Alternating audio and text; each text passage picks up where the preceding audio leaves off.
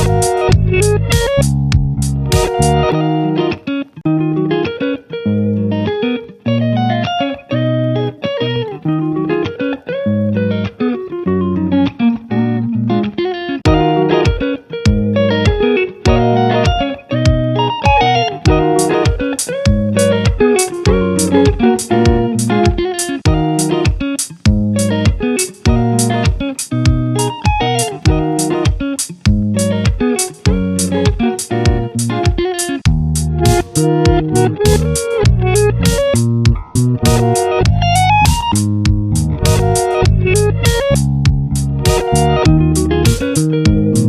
দেখো আমাদের cake ready. কত সুন্দর করে উনি কেকটা বানিয়ে দিলেন। আমি লাইভ কেক বানানো লাইফেই ফার্স্ট দেখলাম। আমার ভীষণ পছন্দ হয়েছে। আগে তো অনেক খেয়েছি, কিন্তু চোখের সামনে বানানোই ফার্স্ট দেখলাম। আমাদের এই কেকের দাম পড়েছে 350 টাকা। এখানের ওনারের সাথে কথা বলে জানতে পেরেছি এখানে মিনিমাম 100 টাকার থেকে কেক বানানো স্টার্ট করা হয়। তারপর তোমরা মানে যত রেঞ্জের যত দামি কেক বানাবে সেইটা ওনারা বানিয়ে দেবেন।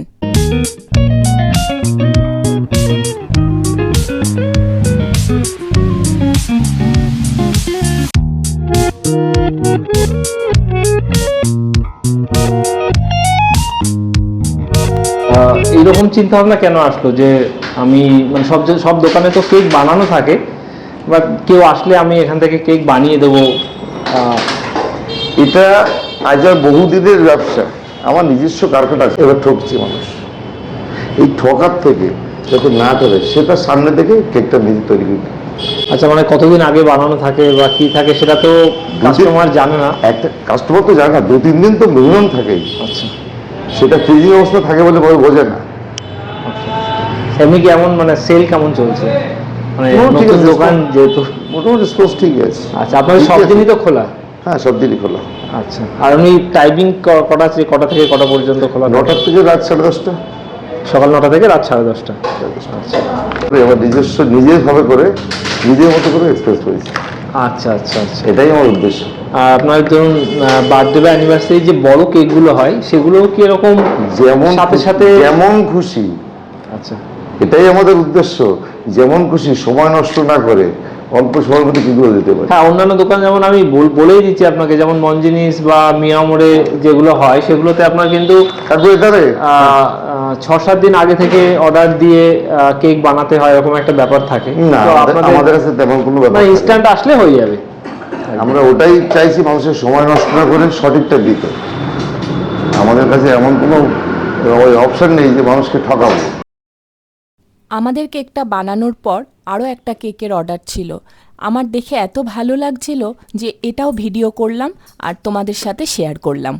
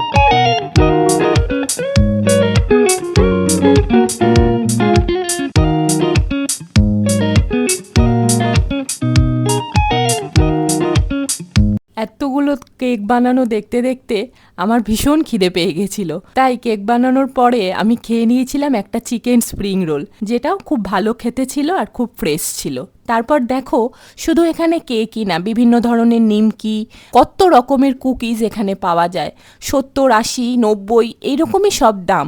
এছাড়াও রয়েছে বিভিন্ন ধরনের স্ন্যাক্স আইটেম।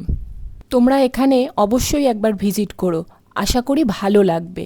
তাহলে বন্ধুরা, আজকের ব্লগটা এখানেই শেষ করছি। আশা করি তোমাদের ভালো লাগলো। ভালো লাগলে লাইক, কমেন্ট, শেয়ার করে পাশে থাকার অনুরোধ রইল।